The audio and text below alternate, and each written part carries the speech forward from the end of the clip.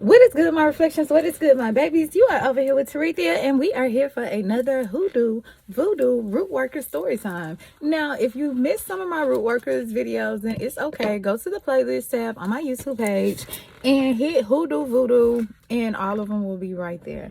Okay, so with that being said, now some of them are on the night school, and I'll put that link in the description box below too, or it'll be on my YouTube page in the description box. So I wanted to come over here, y'all, and tell y'all about this story out of Memphis, Tennessee reflection. I want to tell you about sometimes root workers and the spiritual healers aren't always of best character reflection.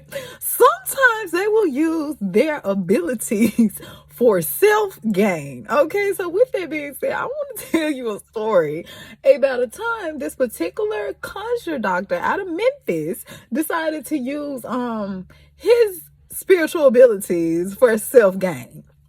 With that being said, I'm not here to waste your time. Don't forget to hit the like and subscribe button. Let's get started. There have been several incidents in the Mid-South history in which conjure work was used to locate objects, including hidden treasures.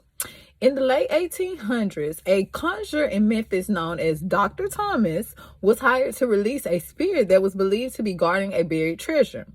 Now, the conjurer met with a group of men near Manassas and Union Street in downtown Memphis. The conjurer advised the men that it would cost them $4 per person for him to perform his spiritual work on the guardian spirit. The owner of the local market, Crockett's Grocery, was advised by the conjurer to dig below an Osage orange tree behind his store. Mr. Crockett dug into the earth under the tree until he discovered a stone jar hidden in the dirt. Thomas told the man and Crockett that he would take the jar home after performing his spiritual operation, and he would then divide the treasure and meet up with the men at a later time. He said, hold on, I'm going to take this home, right? And I'm going to do my spiritual work on it, and then I'm going to divide it, and we'll meet up tomorrow. Reflection, that's what he said. Later on, Thomas ended up disappearing into the night.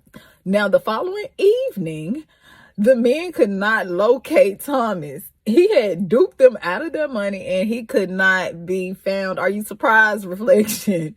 The men enlisted the help of reporters from the Memphis Commercial Appeal to find the conjuring thief. After questioning several locals, it was discovered that a man by the name of Tom Lemon, who was described as having a little red conjure bag with which he hoodoos African Americans or anyone, was alleged to be hanging out by the Wolf River, where he offered his spiritual services to those who would listen. Following this lead, the reporters and the victims discovered that this was not their man. Local police were put in contact with the gentleman who knew of Thomas. Matt Steffens advised the police Dr. Thomas' way of proceeding are to see his callers in a dark room, and when he goes home at night, it is in disguise. At this way, none of his customers know him by sight. Steffens and his partner had once hired Thomas to raise up treasure for them. The men had paid Thomas a combination of $30, which had been obtained by pawning most of their furniture in their possession. So these people, reflection, back then $30 was a lot. These people are pawning their furniture in their home to give it to this conjure doctor so he can do certain work to help them find certain things, reflection. And this man is using his abilities, taking their money, using his abilities, finding it, and then, reflection, and then he's disappearing on a reflection. He's like a thief in the night, okay? He'll dress one way during the day and have a whole nother disguise at night, straight out of Memphis. Let's keep it going, reflection. Now, it says that the men had paid Thomas a combination of $30, which had been obtained by pawning much of their furniture. The men never saw Thomas again and were advised that at least 20 different people in the neighborhood had been taken in by the conjurer. He was getting everybody, reflection. He wasn't new to this. He was true to this. Okay.